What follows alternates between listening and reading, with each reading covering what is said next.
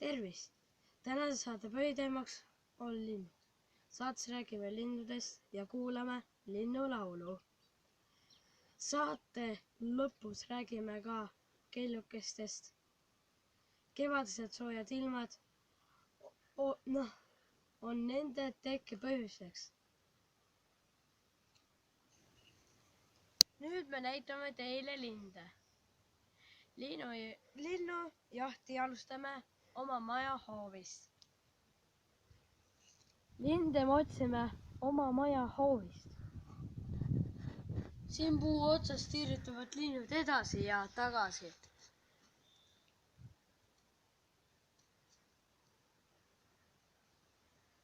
Kas me neid linde ka näeme, seda ei saa me veel garanteerida.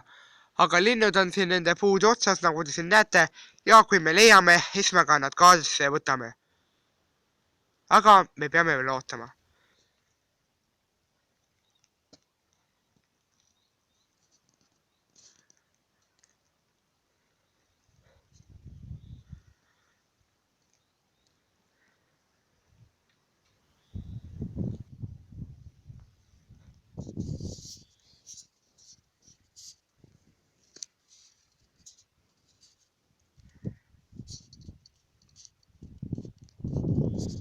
Enamasti on kõik linnud ära läinud naabri maja juurde.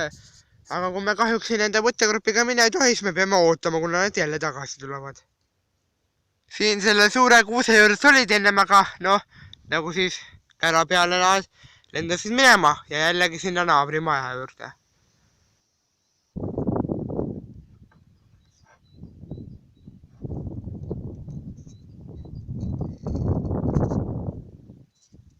Seal tagapool küll neid laulu on kuulda, aga näha ei ole ühtegi.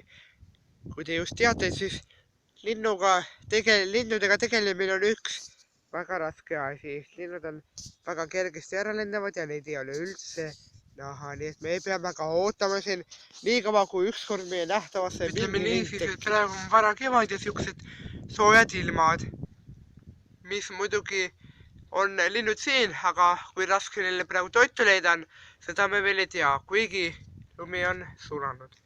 Nagu te juba siin majakese juures näete, siis on talle pandud veel siin talvehooaja viimased rasvapallid koos viljaga, mis teil siin veel on, ja seemned.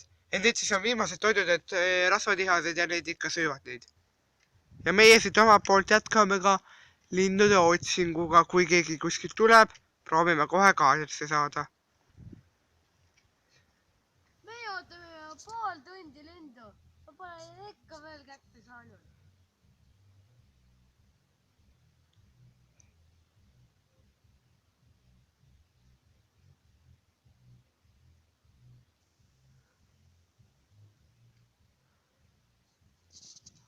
Taevas on selge linnulaul on kuulda kuskil, aga kus?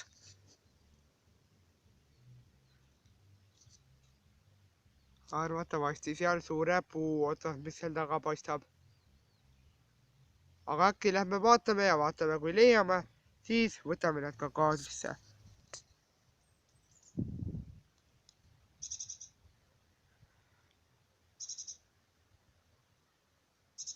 Saimegi kätte ühe rasvatihase.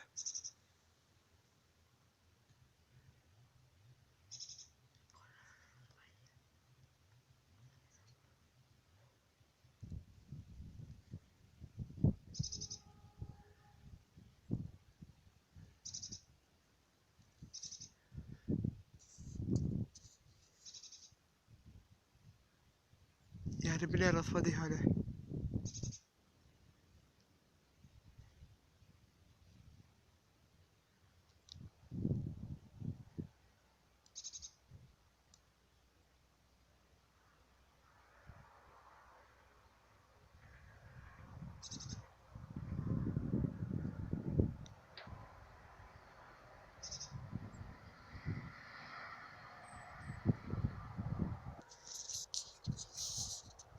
Kõik pilku püüdvad rasvatihased, kes kaamera silma tahavad sattuda, lendavad justkui minema.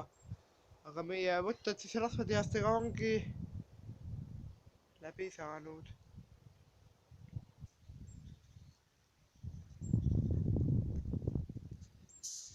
Liinu linnukesed on vaadatud ja nüüd lähme otsime kellukesi. Nüüd olemegi kohas, kus asuvad kellukesed.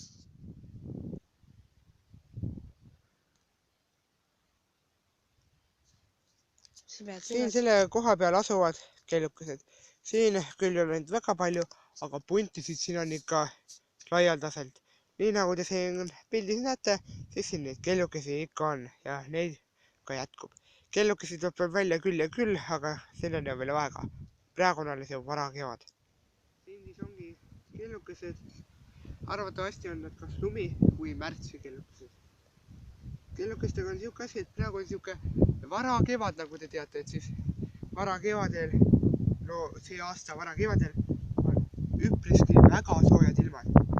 Praegu on väljas 10 kraadi sooja. Väljas küll on vara kevad, aga näete, siiski kellukesed on siin olemas.